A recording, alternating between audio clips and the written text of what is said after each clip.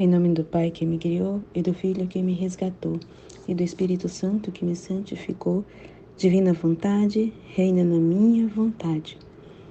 Leitura do Evangelho como me foi revelado por Maria Valtorta. Capítulo 25. Apresentação de São João Batista no templo e partida de Maria, o sofrimento de José.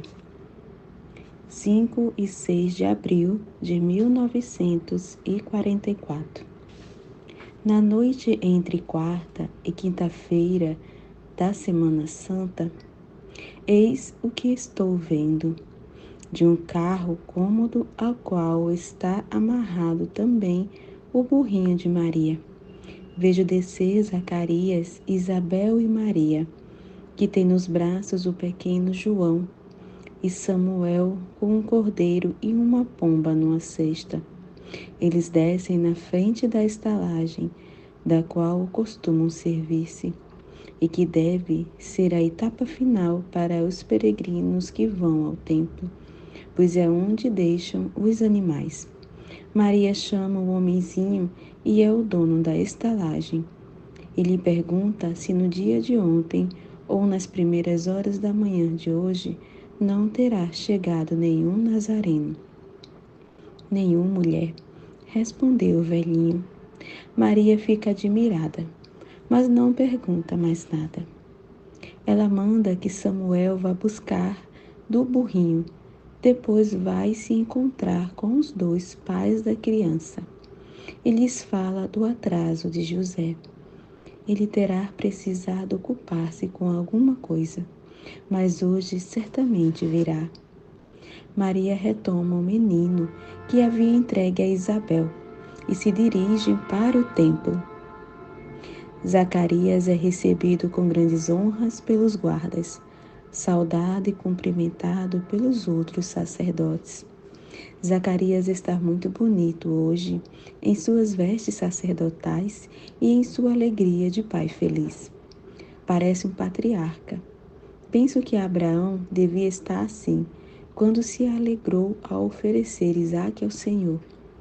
Vejo a cerimônia da apresentação do novo israelita e da purificação da mãe. Esta é ainda mais pomposa do que a de Maria, porque para o filho de um sacerdote, os sacerdotes fazem festa.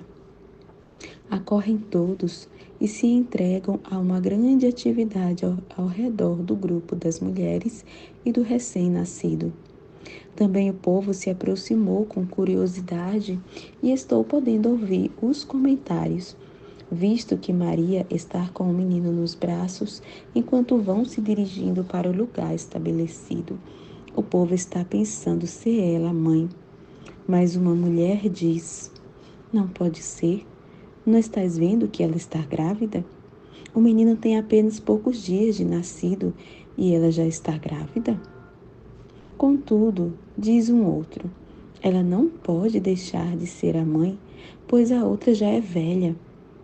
A outra pode ser uma parenta, mas naquela idade, mãe é que ela não pode ser. Vamos atrás delas e veremos quem tem razão. E o espanto se torna geral quando todos podem ver que quem está cumprindo o rito da purificação é Isabel, pois ela é que está oferecendo o cordeirinho berrador para o holocausto e o pombo pelo pecado. A mãe é aquela? Viste? Não, sim. O povo está cochichando, ainda incrédulo, mas está cochichando tão alto que vem o psiu imperioso do grupo sacerdotal, que está presente à cerimônia. As pessoas se calam por um momento, mas recomeçam a cochichar mais forte. Quando Isabel, radiante de santo orgulho, pega o menino e avança pelo templo adentro para fazer a apresentação dele ao Senhor. É ela mesmo. É sempre a mãe que oferece. Mas que milagre é este? Que menino será esse concebido por Deus àquela mulher numa idade tão tardia? Afinal, que sinal será este? Não sabeis? Diz alguém que chega todo ofegante. É o filho do sacerdote Zacarias, da estirpe de Arão, aquele que ficou mudo enquanto estava oferecendo o incenso no santuário. Mistério, mistério, pois agora ele está falando de novo. O nascimento do filho soltou a língua dele. Que espírito lhe terá falado, tornado morta sua língua, para fazê-lo acostumar-se ao silêncio sobre os segredos de Deus? Oh, mistério! Qual verdade conhecerá Zacarias? Seria o Messias, o filho dele, esperado por Isabel? Ele nasceu na Judéia, mas não em Belém, e não de uma virgem. O Messias, ele não pode ser. Quem, então? Mas a resposta a tantas perguntas continua a ficar no silêncio de Deus, enquanto o povo permanece na sua curiosidade. O cerimonial terminou.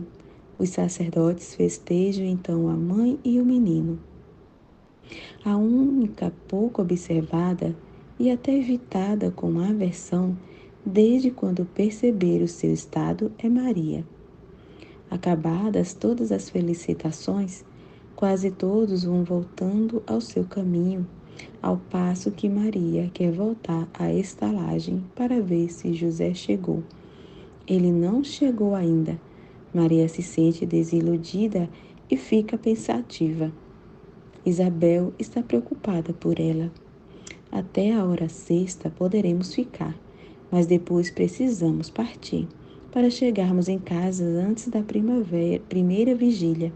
O menino está ainda muito pequeno para estar fora de casa pela noite adentro. E Maria, calma e triste. Eu vou ficar num dos pátios do templo. Vou procurar minhas mestras. Não sei, mas alguma coisa preciso fazer. Zacarias intervém com uma ideia, que foi logo aceita. Vamos aos parentes de Zebedeu. José certamente vai te procurar lá. E ainda que ele não esteja, será fácil para te encontrar alguém que te acompanhe a caminho da Galileia, porque aquela casa é um contínuo entrar e sair dos pescadores de Genezaré. Pegam, pois, o burrinho e vão à casa dos parentes de Zebedeu, os quais são aqueles mesmos com quem José e Maria ficaram lá há 4 meses. As horas passam velozes e José não aparece. Maria procura dominar sua aflição, ninando o pequeno, mas pode-se ver que continua pensativa. Como que para esconder o seu estado, ela não tirou o manto, ainda que o calor esteja intenso e fazendo suar a todos. Finalmente, uma grande batida na porta anuncia a chegada de José. O rosto de Maria se torna sereno de novo. José a saúda, pois ela é a primeira a apresentar-se e a saudá-lo com reverência. A bênção de Deus sobre ti, Maria, e sobre ti, José, graças a Deus que vieste. Eis Zacarias e Isabel que estavam para partir, pois queriam chegar em casa antes da noite. O teu mensageiro chegou a Nazaré enquanto eu estava em Caná, fazendo os trabalhos. Anteontem à tarde é que recebi a notícia, e então eu parti logo. Mas mesmo caminhando sem parar, cheguei tarde, porque no caminho o burrinho perdeu uma ferradura. Perdoa-me. Perdoa-me tu, por ter ficado tanto tempo afastada de Nazaré. Mas estavam tão felizes de ter-me com eles, que eu quis contentá-los até agora. Fizeste bem, mulher. Onde está o menino? Entra no quarto onde Isabel está dando de mamar a João antes de partirem. José cumprimenta os pais pela robustez do menino, que, tendo sido tirado do peito para ser mostrada a José, grita e esperneia como se lhe estivessem tirado a pele. Todos riem diante dos seus protestos.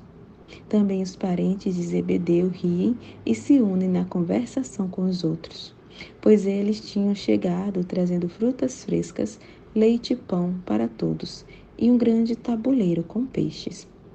Maria fala muito pouco, está quieta, silenciosa, sentada em seu cantinho com as mãos no colo e por debaixo do manto. E mesmo quando ela toma uma taça de leite, ou ao comer um cacho de uvas com um pouco de pão, fala pouco e pouco se move.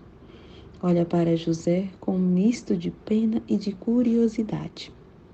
Ele também olha para ela e, depois de algum tempo, inclinando-se sobre o ombro dela, lhe pergunta: Estás cansada ou sentindo alguma coisa? Estás pálida e triste. Estou triste por ter que separar-me do pequeno João. Gosto dele. Eu o tive sobre o meu coração poucos momentos depois que nasceu. José não pergunta mais nada. Chegou a hora da partida de Zacarias. O carro para à porta e todos se dirigem para ele. As duas primas se abraçam com amor.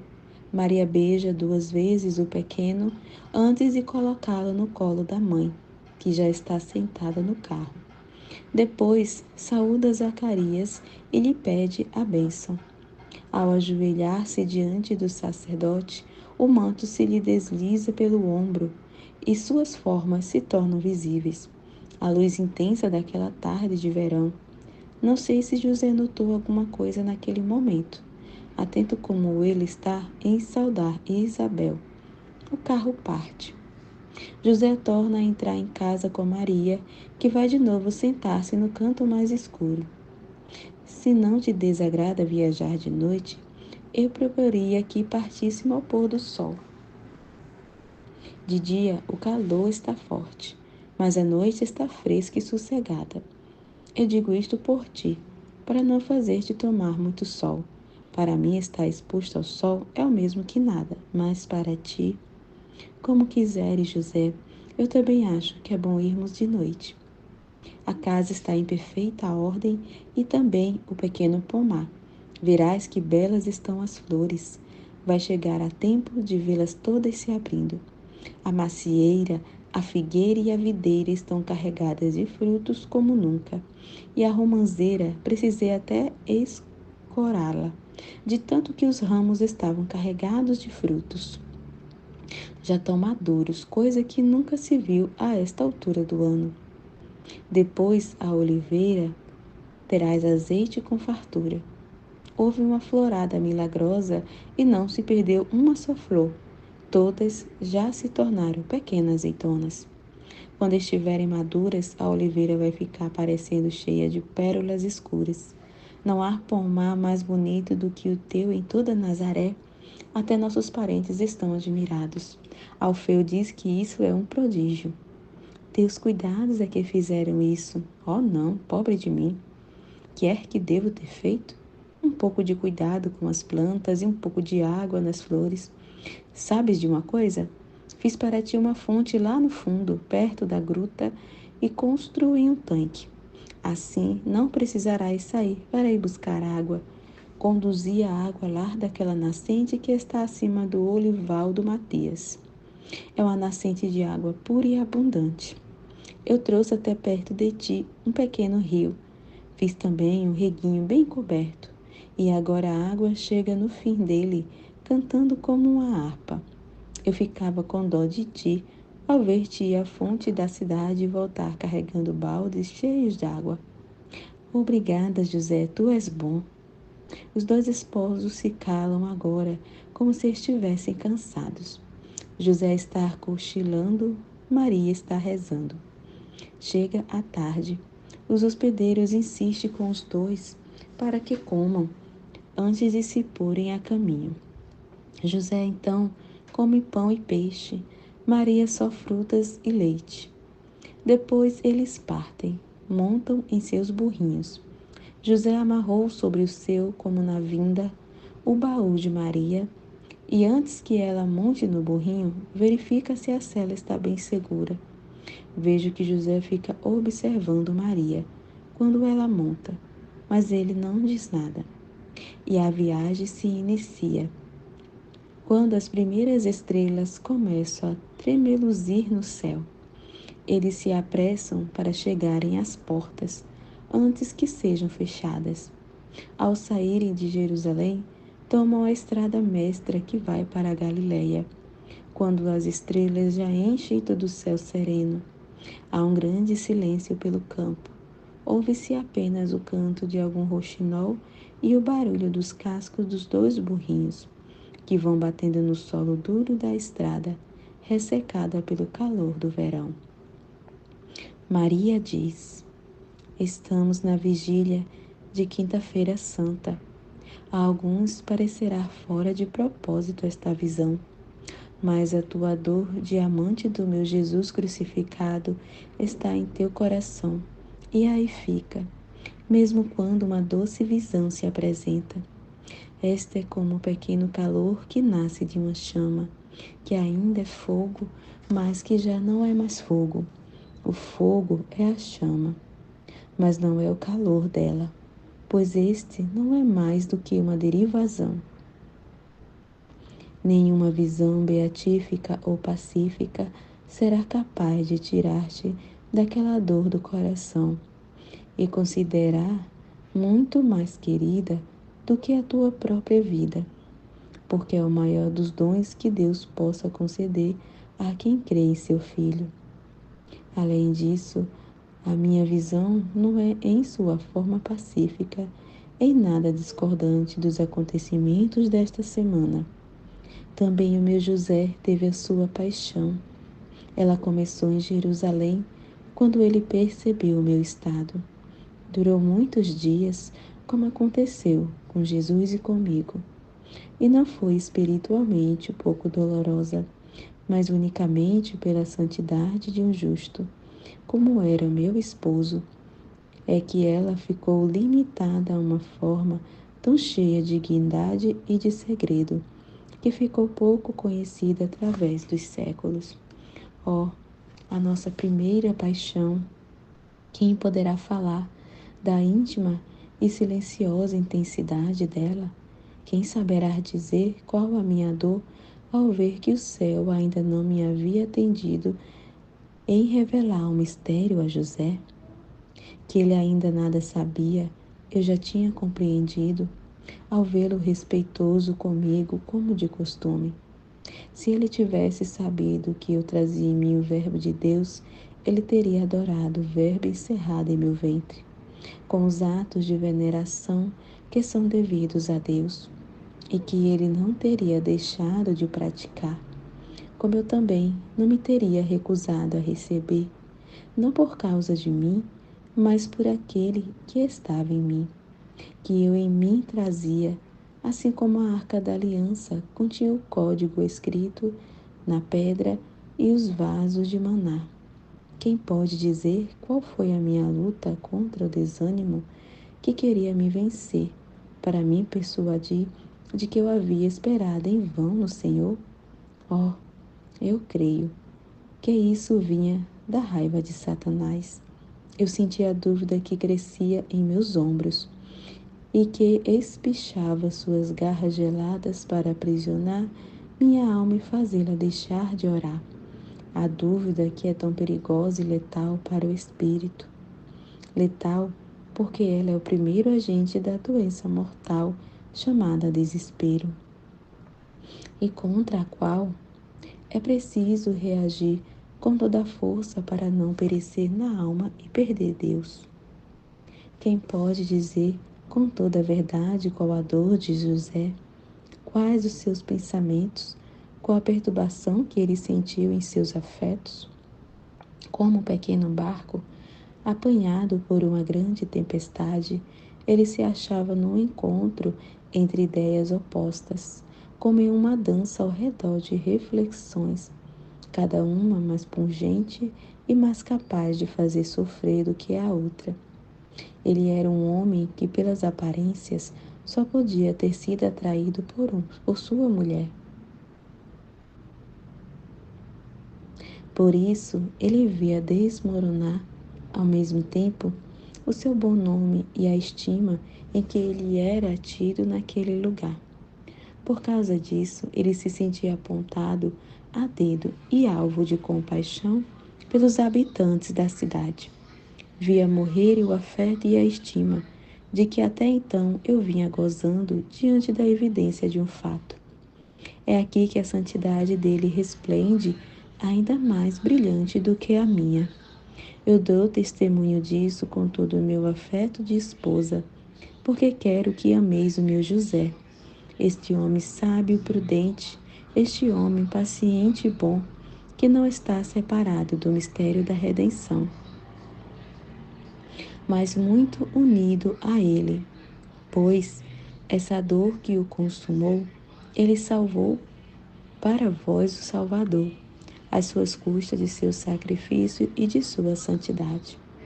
Tivesse ele sido menos santo, teria agido como os homens, me teria denunciado como adúltera, para que eu fosse apedrejada, e o filho do meu pecado morresse comigo. Tivesse ele sido menos santo, Deus não lhe teria concedido a sua luz em tão grande provação. Mas José era santo. Seu espírito puro vivia em Deus. A caridade nele era acesa e forte. Foi pela caridade que ele salvou para vós o Salvador, tanto quanto ele não quis me acusar diante dos anciãos. Como também, quando deixando tudo, com a pronta obediência, salvou Jesus, levando-o consigo para o Egito. Breves em número, mas grandes em intensidade, por aqueles 3 dias do sofrimento de José, e desde meu primeiro sofrimento, porque eu compreendi o sofrimento dele, mas não podia aliviá-lo de modo algum, por causa da obediência ao decreto de Deus que me havia dito: cala-te. Quando, tendo chegado a Nazaré, eu o vi sair, depois de uma curta saudação, todo curvo e como se tivesse envelhecido em pouco tempo, e não voltar mais a mim, como era de costume. Vos digo, filhos, que o meu coração chorou com uma dor grande e aguda. Fechada em minha casa, só naquela casa em que tudo me fazia recordar a Anunciação e a Encarnação, e onde tudo me falava de José, desposado por mim em uma virgindade imaculada. Eu tive que resistir ao desconforto, às insinuações de Satanás e ficar esperando, orando, perdoar a suspeita de José e ao seu gesto de justo desdém para comigo. Filhos, é preciso esperar, rezar, perdoar, para se obter que Deus intervenha em nosso favor. Vivei vós também o vosso sofrimento. Ele é devido a vossas culpas. Eu vos ensino como superá-lo e transformá-lo em alegria. Esperar além de toda medida, rezar sem desconfiança, perdoar para serdes perdoados. O perdão de Deus será a paz que desejais, meus filhos. Nada mais por enquanto vos direi. Enquanto não chega o triunfo pascual, haverá silêncio. São estes os dias da paixão. Tende compaixão do vosso Redentor. Ouve seus lamentos, contai suas feridas e lágrimas. Cada uma delas veio por causa de vós, e foi por vós sofrida, que qualquer outra visão desapareça diante desta, que vos recorda a redenção cumprida por vós. Amém. Fiat.